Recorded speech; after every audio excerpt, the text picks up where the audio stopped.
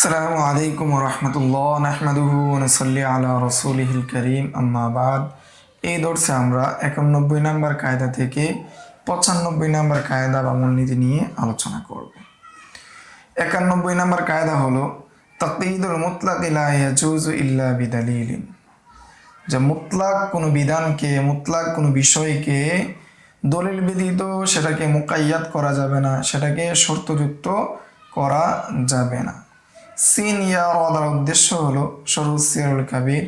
শরুস সিরারুল কাবির কিতাব থেকে এই কায়দা বা মূলনীতি গ্রহণ করা হয়েছে। তাহলে 91 নম্বর কায়দা আমরা পড়েছি আর আমরা জেনেছি। উসুলুস শাসি কিতাবের মধ্যে আমরা পড়ে এসেছি মুতলাকের সংজ্ঞা। এখানেও একটা মুতলাকের সংজ্ঞা দেওয়া হয়েছে যে আল মুতলাকু হুয়া খাসুন ইয়াদুল্লু আলা মানাহুল হাকিকি বিদুনি জিয়াদাতি কয়দিন। মুতলাক বলা হয় এমন খাসকে যেটা হাকিকি অর্থের উপর নির্ভর করে কোনো ধরনের কয়েদ ব্যতীত। আর মুকায়েদ বলা হয় হাকিকির অর্থের উপর দালালত করে তবে অতিরিক্ত কয়েদের সাথে। তাহলে মুতলাক যে বিধান আছে সেই মুতলাক বিধানের সাথে কোনো শর্ত যুক্ত করা বৈধ হবে না, জায়েজ হবে না যতক্ষণ না দলিল পাওয়া যায়। এর উদাহরণস্বরূপ বলা হয়েছে যে আমরা ফিকহে হানাফির মূল কায়দা যে দলিল কি, যে দলিল হলো যদি সেটা কি হয় কোরআন এবং হাদিসের ক্ষেত্রে যদি মুতলাক কোনো বিধান আসে, কোরআনের ক্ষেত্রে যদি কোনো মুতলাক বিধান আসে, সেটাকে খবরে মশহুর অথবা মুতাওয়াতির ব্যতীত কি করা যাবে না, মুকাইয়াদ করা যাবে না, শর্তযুক্ত করা যাবে না। তো এখানে অন্য আরেকটি উদাহরণ দেওয়া হয়েছে যে যদি মুসলমানরা কাফেরদের সাথে সুলাহ করে, সন্ধি করে যে তারা প্রতি বছর 100 গোলাম দিবে, 100 মাথা দিবে, 100 গোলাম দিবে, কিন্তু গোলামের ধরন, কাইফিয়ত, পুরুষ মহিলা কোনো কিছু উল্লেখ করা হয়নি। তো এই ক্ষেত্রে কাফেররা যদি 100 পুরুষ দেয় অথবা 100 মহিলা দেয় অথবা পুরুষ মহিলা মিলিয়ে দেয়, তাহলে যেভাবে দিবে সেভাবেই গ্রহণ করতে হবে। কেননা এই ক্ষেত্রে যদি বলে মুসলমানরা না আমাদেরকে পুরুষ কি দিতে হবে, গোলাম দিতে হবে অথবা শুধু মহিলা গোলাম দিতে হবে, তাহলে সেটা বৈধ হবে না। এই ক্ষেত্রে কি লাগবে, দলিল লাগবে যে না আমরা বলেছিলাম পুরুষ দেওয়ার জন্য, তাহলে পুরুষ দেওয়ার যে সাক্ষী নিয়ে আসতে হবে। তাহলে আমরা মুতলাকের যে সংজ্ঞা সেটাও জেনেছি এবং মুকাইয়াদের সংজ্ঞাও জেনেছি। তাহলে মুতলাক যে বিষয় সেটা কোনো ধরনের শর্ত ব্যতীত কি করতে হবে, আমল করতে হবে। আর মুকাইয়াদ যেটা সেটা শর্তের দিকে মুরাদ করে, কয়েদের সাথে মুরাদ করে আমল করতে হবে। 92 নম্বর কায়দা আত-তানাকুযু গায়রু মাকবুলিন ইল্লা ফীমা কানা মাহাল্লুল খাফা। যে তানাকুজ যদি হয় সেটা কি হবে না, গ্রহণযোগ্য হবে না। যদি দেখা যায় যে এক ক্ষেত্রে হ্যাঁ বলা হচ্ছে আরেক ক্ষেত্রে না বলা হচ্ছে। তানাকুজের বিষয় আমরা মান্তেকের মধ্যে আমরা বিস্তারিতভাবে পড়ে এসেছি। যেমন জুর এবং বেজুর। জুর বললে বেজুর বুঝাবে না, বেজুর বললে জুর বুঝাবে না। এক বললে দুই বুঝাবে না, দুই বললে বেজুর বুঝাবে না। জুর বেজুর সবসময় কি তানাকুজ, বিপরীত। অর্থাৎ একই বিষয়ে যদি একবার হ্যাঁ বলা হয় আবার না বলা হয়, তাহলে এই ক্ষেত্রে তানাকুজ। তো এই তানাকুজ গ্রহণযোগ্য হবে না। তবে যদি তানাকুজটা এমন বিষয়ে আসে যেটা কি মহল্লে খাফা, গোপনীয় বিষয়, এটা গোপন থাকাটাই স্বাভাবিক, সেক্ষেত্রে তানাকুজ বিবেচ্য হবে, গ্রহণযোগ্য হবে। শিন নুন দ্বারা উদ্দেশ্য হলো আল আসবা ওয়ান নাযায়ের। আল আসবা ওয়ান নাযায়ের কিতাব থেকে এই কায়দা বা মূলনীতি গ্রহণ করা হয়েছে। উদাহরণস্বরূপ তানাকুজুল ওয়াসি ওয়ান নাযির ওয়াল ওয়ারিস। এখন যদি ওয়াসি যে যাকে কি যে ওসিয়ত করেছে সে, ওয়ান নাযির যে মুতাওয়াল্লি, ওয়াল ওয়ারিস এবং ওয়ারিস, তাদের কথার মধ্যে যদি তানাকুজ হয়, যেমনটা খানিয়া বা ফতোয়া কাজীখানে এসেছে, তাহলে তাদের কথা গ্রহণ করা হবে, তাদের কথার মধ্যে তাদবিক দেওয়া হবে।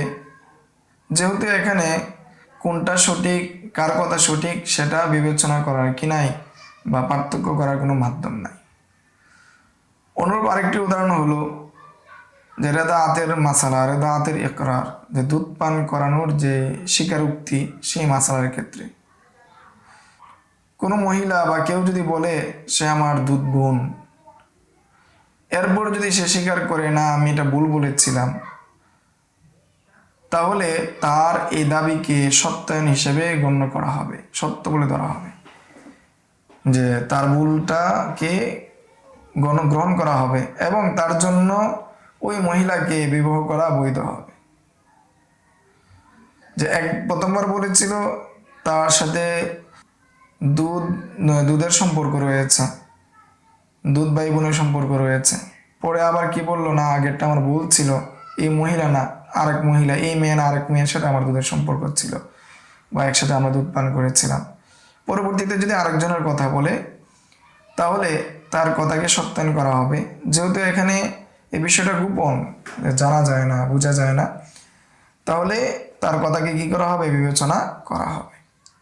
তবে এখানে একটা শর্ত আছে, শর্তটা হলো যদি পূর্বের কথার ক্ষেত্রে প্রথম যে দাবি যেটা ছিল সেই দাবিটা যদি সেই দৃঢ়তার সাথে না বলে, প্রথম যে স্বীকারোক্তি ছিল সেটা যদি সেই দৃঢ়তার সাথে না বলে যে হাক্কুন সিদকুন আও কামা কুলতু, অথবা আশহাদু আলাইহি বিযালিকা শুহুদান, অথবা সে পূর্বের কোনো বিষয়ে যদি সাক্ষী পেশ করে সেটাকে মজবুত করে ফেলে, ঠিক আছে, অথবা এমন কোনো শব্দের দ্বারা বলে যেটা শক্তিশালী বোঝায়, এমন যদি হয়ে যায় তাহলে তার পরবর্তী কথার মাধ্যমে আগের যে কল রয়েছে, আগের যে মন্তব্য রয়েছে সেটা তানাকুজ, সেটা গ্রহণযোগ্য হবে না, সেটা বাতিল হিসাবেই বিবেচিত হবে। এটাই হলো 92 নম্বর কায়দা, আত-তানাকুজ গায়রু মাকবুলিন ইল্লা ফিমা কানা মাহাল্লুল খাফা। তানাকুজ পরস্পর বিরোধী বক্তব্য, এটা কি গ্রহণযোগ্য নয়, তবে যদি মহল্লে খাফা হয়, সেটা যদি গোপনীয় কোনো বিষয় হয়, সেই জায়গা ব্যতীত। সিন্নুন দ্বারা উদ্দেশ্য হলো লাশবান নাজায়ের, এই কিতাব থেকে এই কায়দা বা মূলনীতি গ্রহণ করা হয়েছে। তাহলে 93 নম্বর কায়দা হলো যদি তানাকুজ হয় দাওয়ার মধ্যে, দাবির মধ্যে যদি তানাকুজ হয়, যে দাবি একবার মানে বললো যে আমি তার কাছে ঋণ পাবো, আরেকবার বললো আমি পাবো না, দাবির মধ্যে তানাকুজ তৈরি হলো, তো এই ক্ষেত্রে বাইয়িনা গ্রহণ করার মধ্যে কোনো বাধা হবে না, লা ইয়ামনাউ কবুলুল বাইয়িনা, লা ইয়ামনাউ কবুলুল বাইয়িনা, যে বাইয়িনা কবুল করার ক্ষেত্রে কোনো বাধা থাকবে না। সিনিয়র ওয়াদার উদ্দেশ্য হলো শুরু সিয়ারুল কাবির থেকে এই কায়দা নেওয়া হয়েছে। উদাহরণ হিসেবে দেওয়া হয়েছে, যদি কোনো ব্যক্তি যদি কোনো কাফের রাষ্ট্র থেকে মুসলমান রাষ্ট্রের মধ্যে কোনো পুরুষ এবং মহিলা আসে যুদ্ধ কবলিত দেশ থেকে, এই অবস্থায় যদি দুজন মুসলমান বলে যে তারা কতক মুসলমানদের থেকে নিরাপত্তা নিয়ে তারা দেশে প্রবেশ করেছে, এমত অবস্থায় ওই দুইজন কাফের তারা কি করলো, বলল, ওই পুরুষ এবং মহিলা তারা বলল যে তারা কি মিথ্যা বলেছে, যে আমরা কি আমান নেইনি, আমরা নিরাপত্তা গ্রহণ করিনি। এর পরবর্তীতে যদি আবার তারা দাবি করে, এই ইনকারের পরে যদি আবার দাবি করে, এরপর যদি আবার মুসলমানরা কি করে, দুজন মুসলমান সাক্ষী দেয়, তাহলে তাদের সাক্ষী গ্রহণ করা হবে। এখানে দাবি যদিও বিপরীত, তারপরেও যেহেতু একদিক থেকে সাক্ষী পাওয়া যাচ্ছে, সেই জন্য সাক্ষীকে গ্রহণ করা হবে। যে পরস্পর বিপরীত কথা হওয়ার কারণে গ্রহণ না হওয়ার যে কথা ছিল সেটা কি হবে না, এখানে বিবেচিত হবে না। এটাই এখানে 93 নম্বর কায়দা, আত-তানাকুজ ফিদ দাওয়া লা ইউমনাউ কবুলুল বাইয়িনা, যে দাওয়ার ক্ষেত্রে, দাবির ক্ষেত্রে যদি পরস্পর বিরোধ হয়ে যায়, এই ক্ষেত্রে কোনো একটার যদি দলিল থাকে, সেই দলিল গ্রহণ করার ক্ষেত্রে কোনো বাধা হবে না, কোনো ধরনের নিষেধ করা হবে না। 94 নম্বর কায়দা হলো আত-তানসিস লা ইয়াদুল্লু আলা তাখসিস। যদি কোরআন হাদিসে কোনো বিষয় নস থাকে, বিশেষভাবে উল্লেখ করা হয়, তাহলে এটা দালালত করে না যে এটাই নির্দিষ্ট, এটার উপরই হুকুম সীমাবদ্ধ, অন্য কিছুর ক্ষেত্রে এই হুকুমটা আসবে না, সেটা দালালত করে না। ওয়াদার উদ্দেশ্য হলো মানারুল উসুল থেকে এই কায়দা বা মূলনীতিটা নেওয়া হয়েছে। আত-তানসিস লা ইয়াদুল্লু আলা তাখসিস, এটা হলো কালামে শারিয়া, অর্থাৎ কোরআন এবং হাদিসের ক্ষেত্রে প্রযোজ্য। কেননা মানুষের কথার ক্ষেত্রে সেই তানসিসটা তাখসিস না হওয়ার যে বিষয় ফায়দা সেটা দিবে না। কেননা কোরআন হাদিসের যে সমস্ত নস রয়েছে, যে সমস্ত বাণী রয়েছে, সেটা বালাগাতের মাদিন বা বালাগাতের উৎস।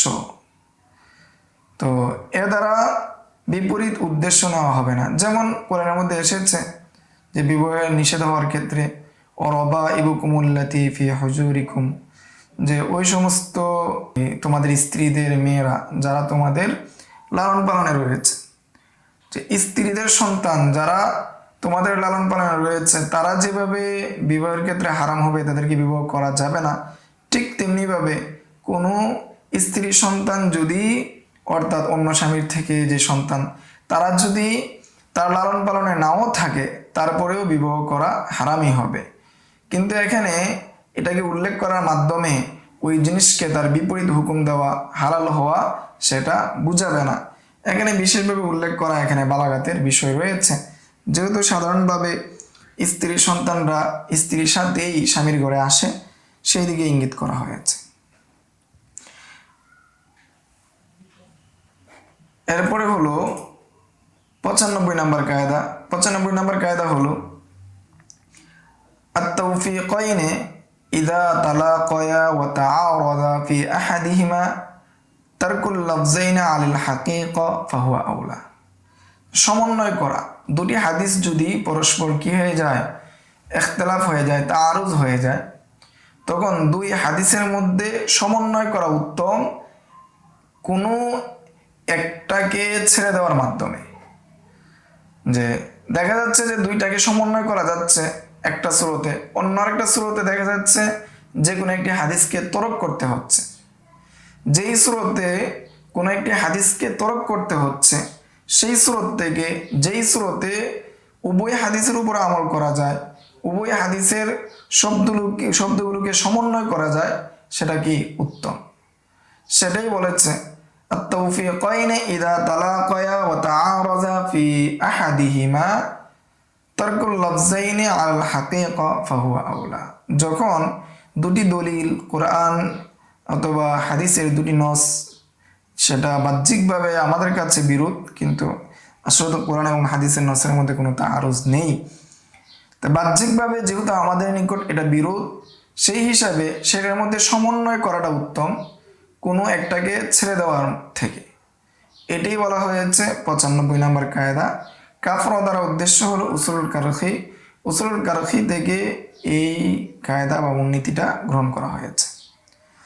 উদাহরণস্বরূপ বলা হয়েছে যে রাসূলের হাদিস এসেছে আল মুস্তাহাযাতু তাতাওয়াদ্দাউ লিওয়াক্তি কুল্লি সালাহ, যে রাসূলের এক হাদিসে এসেছে যে মুস্তাহাযা অর্থাৎ অসুস্থ মহিলা, যাদের হায়েজ এবং নেফাস ব্যতীত রক্ত আসে, তাদেরকে বলা হয় মুস্তাহাযা। তো এই মুস্তাহাযাগ্রস্ত মহিলা প্রত্যেক নামাজের ওয়াক্তের জন্য উযু করবে, এক হাদিসে এসেছে। অন্য হাদিসে এসেছে তাতাওয়াজ্জাউ লিকুল্লি সালাহ, যে মুস্তাহাযাগ্রস্ত মহিলা প্রত্যেক নামাজের জন্য উযু করবে। তাহলে এক হাদিসে এসেছে প্রত্যেক ওয়াক্তের জন্য উযু করবে, অন্য হাদিসে এসেছে প্রত্যেক নামাজের জন্য উযু করবে। তাহলে প্রত্যেক ওয়াক্তের জন্য যদি উযু করার বিষয়টা আসে, তাহলে জোহরের শুরুতে যদি সে উযু করে, তাহলে এই ওয়াক্তের শুরুতে উযু করলো, আসর পর্যন্ত সে নামাজ পড়তে পারবে, রক্ত গেলেও কি যত নামাজ ইচ্ছা পড়তে পারবে। আর যদি ধরে নেওয়া হয় লিকুল্লি সলা, তাহলে জোহরের নামাজের ফরজের জন্য উযু করবে, আবার সুন্নতের জন্য উযু করবে, নফলের জন্য উযু করবে, সব নামাজের জন্য উযু করতে হবে। এই ক্ষেত্রে হাদিসের শব্দ যেহেতু দুদিকেই রয়েছে, এই ক্ষেত্রে আসহাবে আহনাফ বা ফুকাহে আহনাফ যারা রয়েছেন, তারা আমল করেছেন কিসের উপর, যে দুটোর উপর আমল করার চেষ্টা করেছেন। যে তারা বলেছেন যে তহারত যেটা রয়েছে এটা পুরা ওয়াক্ত জুড়েই থাকবে। তো এই ক্ষেত্রে প্রথম হাদিসের উপর আমল হলো। আর দ্বিতীয় হাদিস যেটা, অর্থাৎ তাতাওয়াজ্জাউ লিকুল্লি সালাহ যেটা রয়েছে দ্বিতীয় হাদিস, দ্বিতীয় হাদিসের ক্ষেত্রে এটা সম্ভাবনা যে হয়তো এখানে সলাৎ শব্দ উল্লেখ করা হয়েছে, উদ্দেশ্য নেওয়া হয়েছে ওয়াক্ত। লফজ উল্লেখ হলো কি সলা, কিন্তু উদ্দেশ্য হলো কি ওয়াক্ত। যে এখানে লফজ কি সলা, কিন্তু উদ্দেশ্য ওয়াক্ত, এই কথার দলিল হিসেবে উল্লেখ করা হচ্ছে যে রাসূল সাল্লাল্লাহু আলাইহি ওয়াসাল্লামের বাণী, ওয়া আইনা আদরাকতানি সলাত তায়াম্মামতু আই ওয়াক্তাস সলা, ওয়াক্তুস সলা, যে আমাকে যেখানেই কি নামাজ পেয়ে বসে, অর্থাৎ যে সময় কি নামাজের ওয়াক্ত হয় তখনই আমি কি করি, ইচ্ছা করে ফেলি, তায়াম্মুম করে ফেলি। এখানে আদরক্তানি সলাদার উদ্দেশ্য হলো আদরক্তানি ওয়াক্তুস সলা, আদরকানি ওয়াক্তুস সলা উদ্দেশ্য। তাহলে এখানে ওয়াক্তুনটা যদি এখানে মাহজুব মেনে নেওয়া হয়, এখানে সলা দ্বারা যদি ওয়াক্ত উদ্দেশ্য নেওয়া হয়, তাহলে দুই হাদিসের উপরেই কি আমল করা যায়, দুই হাদিসের উপর কি সমন্বয় করা যায়। আর ইমাম শাফি রহমতুল্লাহি আলাইহি বলেন যে এখানে কি নামাজটাই নির্দিষ্ট হয়ে যাবে, অর্থাৎ প্রত্যেক নামাজের জন্য উজু করতে হবে। ফলে তিনি দ্বিতীয় যে হাদিস রয়েছে যে তাতাওয়াজ্জাউ লিকুল্লি সলা, সেটার উপর কি করেছেন, আমল করেছেন, সেটাকে প্রাধান্য দিয়েছেন। এবং প্রথম হাদিসের যে কালিমা ওয়াক্তুন, সেটাকে তিনি ছেড়ে দিয়েছেন, সেটার উপর আমল ছেড়ে দিয়েছেন। তাহলে আমরা 95 নম্বর কায়দা পেলাম যে التوفيقين إذا تلاقيا وتعارضا في أحدهما ترك اللفظين على الحقيقة فهو أولى। যদি দুটি দলিল পরস্পর বিরুদ্ধ হয়, পরস্পর মুখোমুখি হয়, তাহলে সেটা দুটির মধ্যে সমন্বয় করা, আর অপর দিক থেকে যদি কি হয় হাকিকিভাবে একটা লফজকে ছেড়ে দেওয়া আবশ্যক হয়, সেটা থেকে সমন্বয় করাটা উত্তম। এই কায়দা গ্রহণ করা হয়েছে উসুলুল কারখি থেকে। 96 নম্বর কায়দা হলো আত-তাওকীতু নাফসান ইয়ামনাউ আন ইয়াকুনা মা বা'দা মাযিল ওয়াক্তি হুকমু মা ক্বাবলা সিয়ার। যখন কোনো সময় নির্ধারণ করা হয়, সময় নির্দিষ্টভাবে উল্লেখ করা হয়, তখন এ দ্বারা কি করে নিষেধ করে ওয়াক্ত চলে যাওয়ার পরে ইয়ামনাউ আন ইয়াকুনা বা'দা মাযিল ওয়াক্তি হুকমুন, সেই সময় যদি অতিবাহিত হয়ে যায় তাহলে পূর্বের অর্থাৎ চুক্তি যেটা করা হয়েছিল এই সময়ের ভিতরে যে হুকুম দেওয়া হয়েছিল সেই হুকুমকে নিষেধ করে, অর্থাৎ পূর্বের হুকুম কার্যকর হয়ে যায়।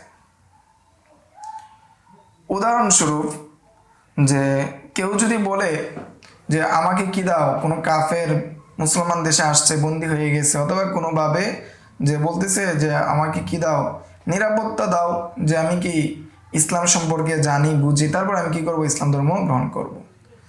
এই কথা যদি বলে যে আমাকে কি দাও, 3 দিনের নিরাপত্তা দাও, যদি 3 দিন আমি কি করি, 3 দিনের ভিতরে আমি কি করব, ইসলাম ধর্ম গ্রহণ করব, আর যদি ইসলাম ধর্ম গ্রহণ না করি তাহলে আমার মধ্যে কি নাই, কোনো ধরনের আমার মধ্যে কোনো নিরাপত্তা নাই, আমার কোনো নিরাপত্তা থাকবে না, এই ক্ষেত্রে তোমাদের ইচ্ছা। তাহলে এই 3 দিন তার উপর তার নিকট ইসলামকে পেশ করা হবে, ইসলামের সৌন্দর্য প্রকাশ করা হবে, এবং এই 3 দিন তার জন্য মহলত থাকবে, 3 দিন 3 রাত মহলত থাকবে। যখন 3 দিন 3 রাত চলে যাবে, আর এই 3 দিন 3 রাতের পূর্বে যদি ইসলাম ধর্ম গ্রহণ করে ফেলে তাহলে তো স্বাভাবিক চলবেই। আর যদি এই 3 দিন 3 রাত চলে যায় তাহলে আর কোনো হুকুমের প্রয়োজন হবে না, কোনো হাকিমের ফয়সালার প্রয়োজন হবে না, বরং সে কি হয়ে যাবে, মুসলমানদের ফাই হিসাবে বিবেচিত হবে, মুসলমানদের গনিমতের মাল হিসেবে বিবেচিত হবে, গোলাম হিসেবে বিবেচিত হবে। কেন? লিআন্না শারতা হাকাদা জারা, কেননা শর্ত যেটা রয়েছে অনুরূপভাবেই কি প্রযোজ্য। আর এখানে ওয়াত-তাওকীতু নাসসান ইয়ুমনাউ আন ইয়াকুনা লিমা বা'দা মাযিল ওয়াক্তি হুকমুন মা ক্বাবলাহু কামা ফিল ইজারা।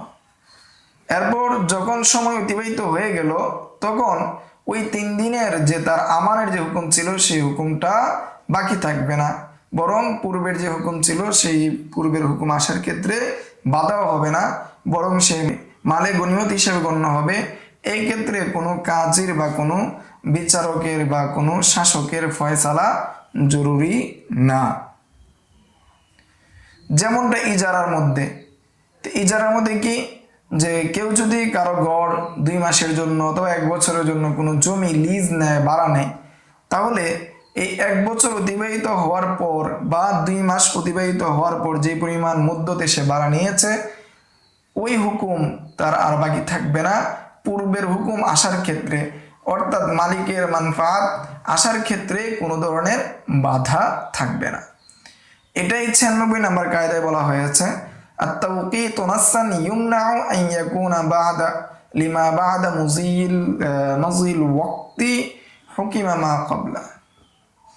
অর্থাৎ বিশেষভাবে সময় উল্লেখ করা, সেটা কি করবে? বাধা প্রদান করবে সময় অতিবাহিত হওয়ার পরে নির্দিষ্ট যে সময়ে যে হুকুম দেওয়া হয়েছে সেই হুকুম বাস্তবায়নের ক্ষেত্রে বা সেই হুকুম আসার ক্ষেত্রে। এই ছিল 91 নাম্বার থেকে 96 নাম্বার কায়দা। আজকের দর্স এই পর্যন্তই। আসসালামু আলাইকুম ওয়া রাহমাতুল্লাহ। يؤتي الحكمة من يشاء ومن يؤت الحكمة